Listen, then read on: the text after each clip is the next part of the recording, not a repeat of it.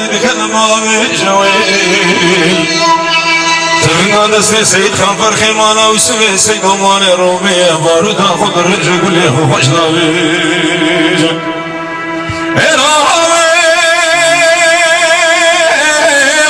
هرچی دیوانه اگه مالا مالا متدارون اشتباه برا کسرونه وضحي ميران يا خلد خبرك ندري اشتبه بيجه تيفون قوسين خانو براح الحلات اسهم باب الصالح بيا مير خاصنا ومشترى نقوز براءتنا ولا دمي ملوحني بقلابي تشافني يسوق خاريبتنا في شبرداني حتى يرون الجمال اللي ميرانا كشبرانا وشراستا بالميدان يا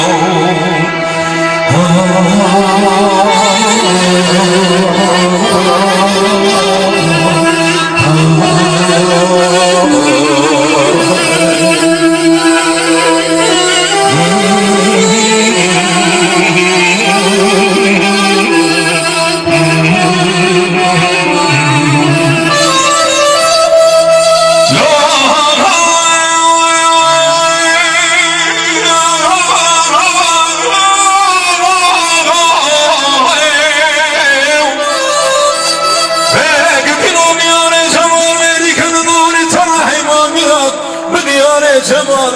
الكذب داري ترويل سلام السيد خامس سيد المدري كيف قاضي بقول صديقي حجي مصطفى بقي لا تبدي خاطري خذني في خمر في اشياء كانوني ببرد برهر صار وزيتشي ما قلنا صديقي حجي مصطفى بقي بقول نابي بن نابي بس هني الشيخ وادني عندي دقيقة مسروق خوري حتاني وساخر كانوني سيدة مصر بدا بسلامتي بالمزرعة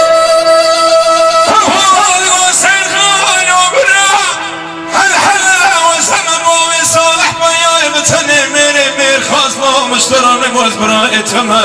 مرخي شرف ومانا مرض اسنادا نبر خلقيت نقر ولدني مرادي بقنا بيد شاب يزيل ولجمال بيد ميرا بقوش فناني مياكو برخا خو من داك ديل ولد ابلي خو بقرابا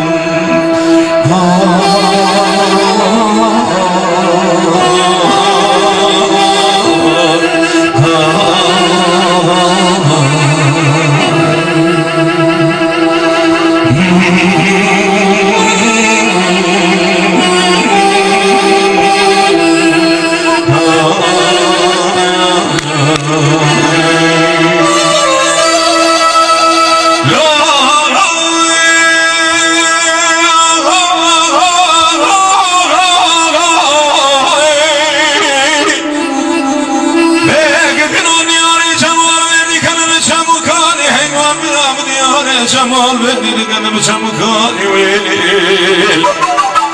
سبب مسابقة درجة سلواني قصري بسيدنا قال صديقي حجي مصطفى بقيت كده خيري نقوم مالا تبشوت دكتي خوي هاي تجمعين فلقيتنا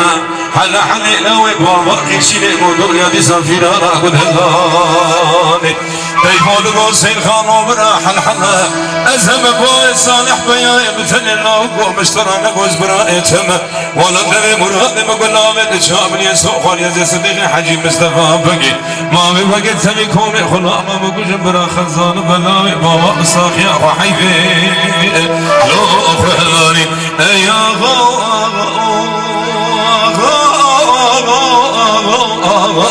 مين فجو يا رب شعود القرش كيتا قبرن ويكزمي